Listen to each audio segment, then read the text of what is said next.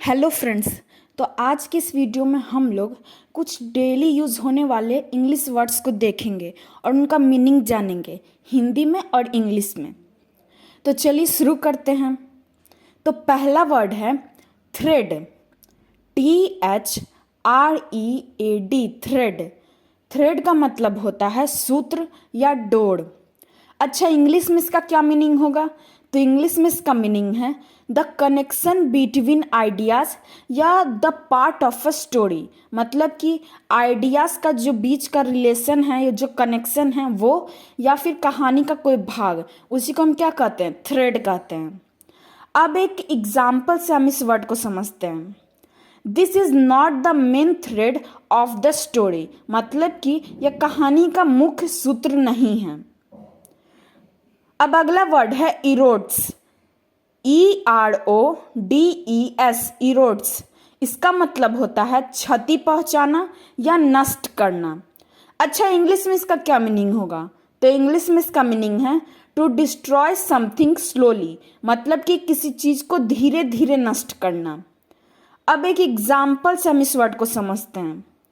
The latest scandal has severely eroded public trust in the government. मतलब कि हाल ही के घोटाले ने सरकार पर जनता का भरोसा बुरी तरह से कम किया या फिर वो नष्ट हो गया। तो उसी को क्या कहते हैं? इरोड हो जाना। अब अगला वर्ड है रिजाइम। REGIME regime.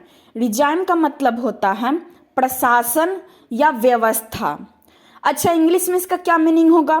तो इंग्लिश में इसका मीनिंग है अ मेथड और system of government specially one that has not been elected in a fair way.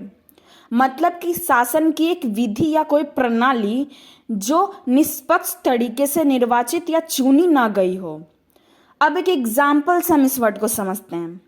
They fear a socialist regime. मतलब कि उन्हें समाजवादी शासन का डर है। अब अगला वर्ड है रिसीडिंग। RECEDING receding.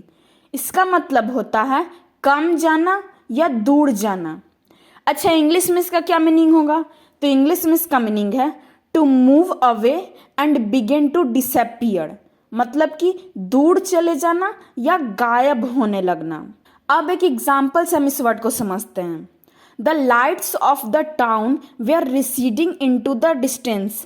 मतलब कि शहर की रोशनी धीरे धीरे दूर होती जा रही है। अब अगला वर्ड है ट्रांजिट। TRANSIT transit. इसका मतलब होता है परिवर्तन या फिर गुजरना या जाना। अच्छा, इंग्लिश में इसका क्या मीनिंग होगा? तो इंग्लिश में इसका मीनिंग है द एक्ट और फैक्ट ऑफ पासिंग अक्रॉस और थ्रू। मतलब कि किसी चीज के आर पार या उसके माध्यम से गुजरने की कोई क्रिया या तथ्य, मतलब कि कोई बात बताई जा रही है। अब एक एग्जाम्पल से हम इस वर्ड को समझते हैं। The tapes of the first week's filming went missing in transit to London. मतलब कि पहले सप्ताह का शूटिंग का टेप लंदन जाते समय रास्ते में गुम हो गया। जाते समय क्या होता है? गुजरते समय। तो उसी को हम लोग कहते हैं ट्रांजिट हो जाना। अब अगला वर्ड है डेविएट। DEVIATE deviate. इसका मतलब होता है भटकना या हटना। अच्छा, इंग्लिश में इसका क्या मीनिंग होगा? तो इंग्लिश में इसका मीनिंग है टू चेंज और become different from what is normal और एक्सपेक्टेड। मतलब कि सामान्य या अपेक्षित स्थिति से कुछ अलग होना या वो बदल जाना। अब एक एग्जाम्पल से इस वर्ड को समझते हैं।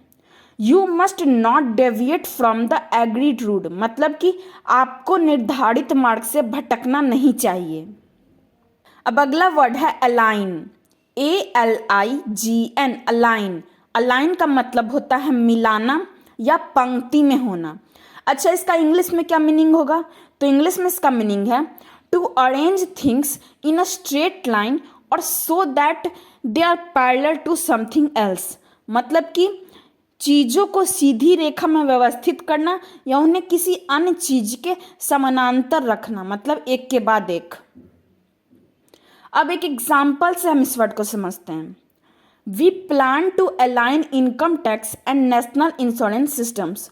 मतलब कि हम लोग इनकम टैक्स और नेशनल इंश्योरेंस सिस्टम को मिलाने की योजना बना रहे हैं। अब अगला वर्ड है इनवॉय, ENVOY, इनवॉय। इसका मतलब होता है राजदूत या प्रतिनिधि। अच्छा, इंग्लिश में इसका क्या मीनिंग होगा? तो इंग्लिश में इसका मीनिंग है a person who is sent by the government with a message to another country. मतलब कि एक व्यक्ति जिसे सरकार द्वारा किसी दूसरे देश में कोई संदेश लेकर भेजा जाता है। अब एक एग्जाम्पल से हम इस वर्ड को समझते हैं। Bush sent to a peace envoy to Northern Ireland. मतलब कि बुश ने उत्तरी आयरलैंड में एक शांति दूत भेजा। अब अगला वर्ड है रियॉट्स, RIOTS, रियॉट्स। इसका मतलब होता है दंगा या कोलाहल। अच्छा, इंग्लिश में इसका क्या मीनिंग होगा? तो इंग्लिश में इसका मीनिंग है a situation in which a group of people behave in a violent way in a public place. मतलब कि एक ऐसी स्थिति जिसमें लोगों का एक समूह सार्वजनिक स्थान पर हिंसक तरीके से व्यवहार करता है। अब एक एग्जाम्पल से हम इस वर्ड को समझते हैं। The news about the election caused a Riot in the city. मतलब कि चुनाव की खबर से शहर में दंगा भड़क गया। अब अगला वर्ड है कंटामिनेशन, CONTAMINATION, कंटामिनेशन। इसका मतलब होता है दूषण या मैलापन। अच्छा, इंग्लिश में इसका क्या मीनिंग होगा? तो इंग्लिश में इसका मीनिंग है the process of making something dirty और पॉइजन। मतलब कि ऐसी प्रक्रिया जिससे कोई चीज गंदी या जहरीली बन जाती है। अब एक एग्जाम्पल से हम इस वर्ड को समझते हैं। The contamination of the land is due to nuclear waste. मतलब भूमि का जो प्रदूषण है वो परमाणु कचरे के कारण हुआ है। तो ये थे कुछ डेली यूज के इंग्लिश वर्ड्स जिसका हमने प्रोनाउंसिएशन भी देखा, इंग्लिश में मीनिंग जाना, हिंदी में मीनिंग जाना और एक सेंटेंस से भी उस सारे वर्ड्स को समझने की कोशिश की। तो उम्मीद है कि आपको ये वीडियो अच्छा लगा होगा। तो अभी के लिए इतना ही, मिलते हैं अगले वीडियो में।